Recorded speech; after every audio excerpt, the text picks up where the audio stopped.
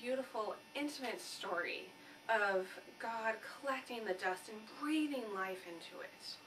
And so you have this juxtaposition of power and might and majesty and glory right up next to intimacy, delicacy, and care. And that by having these two stories, the Hebrews are expressing both these aspects of who they know God to be. That it's not about, okay, what literally happened, but about understanding the personality of God. And that's what they're trying to get it across. Nice. Yeah.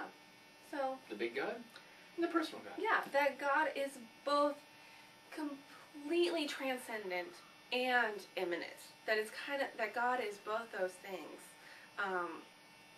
And that's going to be a theme that recurs throughout. What does transcendent and immanent mean? I forgot. It's been a long time since I've been in seminary. Okay, transcendent is kind of that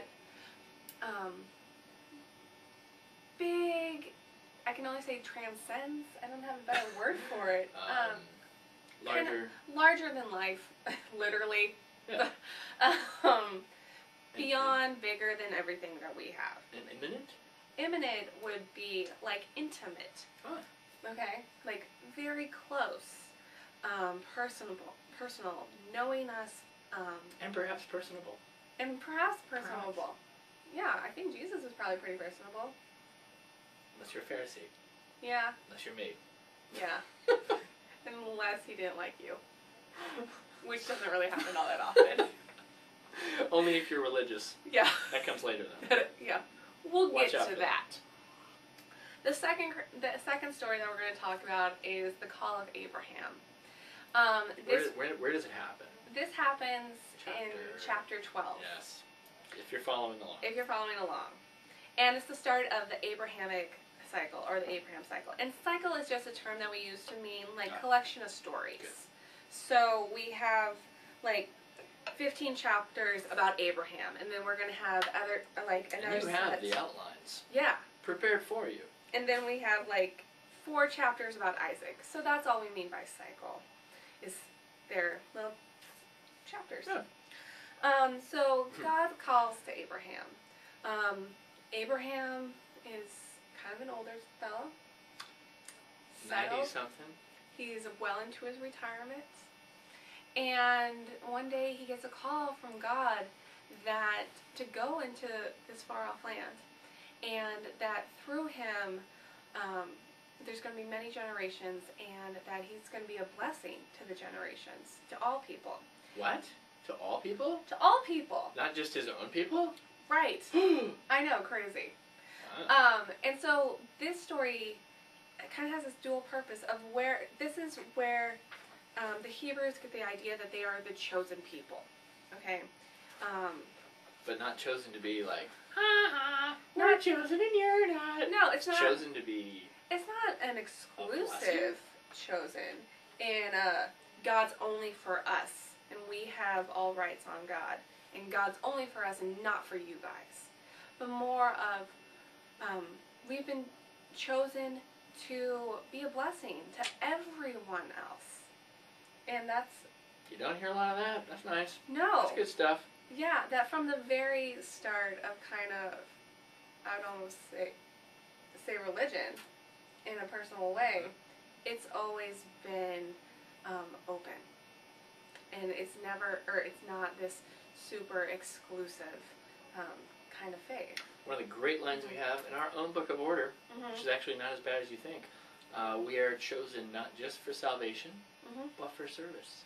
So you're chosen, okay, get over it. Now get out there and help somebody. That's why you're chosen. Yeah. The salvation part, or the special election part, not really that fancy.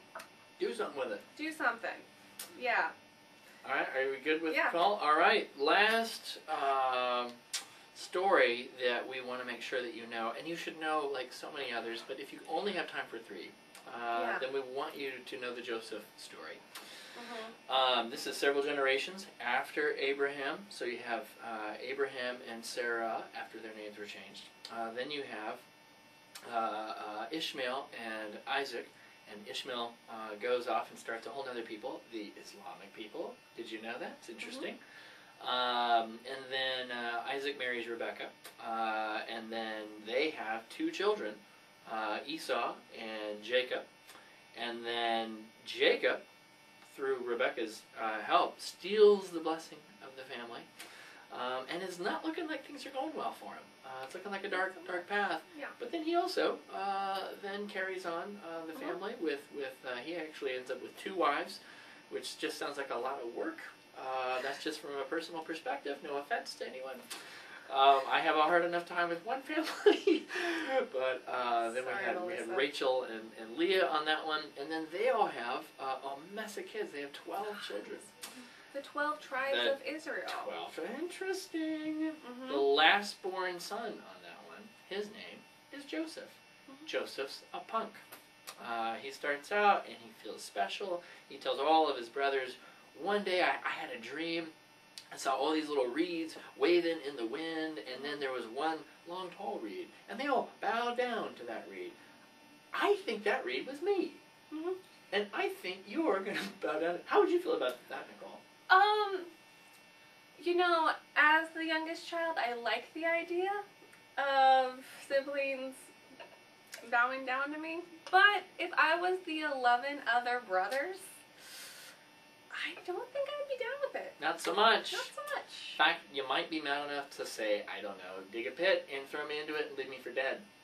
Yeah. Yeah, which is what they do. And then they tell Dad, sorry, Joseph got eaten by a bear, which could actually happen to me, but that's another story.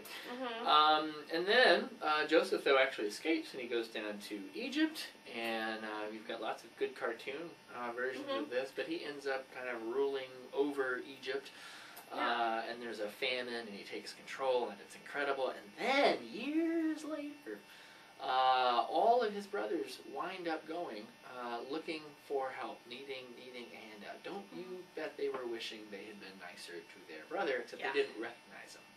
It's been a long time. So then he keeps one of their brothers and sends them all back and says, you send the old man here. You make your father come to me in person. And they're terrified. They think that he's going to be kidnapped and taken. But eventually the whole family comes. And then this amazing scene unfolds where Joseph explains who he is. And says, I'm actually your brother left for dead. You meant it for evil, is what he said. And yet God intends it for good. It's an incredible kind of mystery of forgiveness. They don't explain how that happens. I don't know how it happens. But it's a story that's powerful. You want to know it. And from that point, with the tribes in Egypt, we are going to pick up with our next book. Yeah. Any last words on Genesis? It's pretty good. It's great. I think looking at the outline, you'll see that you probably are familiar with a lot of the stories. Like there's tons of other ones. You have Cain and Abel, Noah's Ark, Tower of Babel, like all these ones, or all these famous stories. So go ahead and read through it, and I hope you enjoy Genesis. All right. Thanks. How do we stop this thing?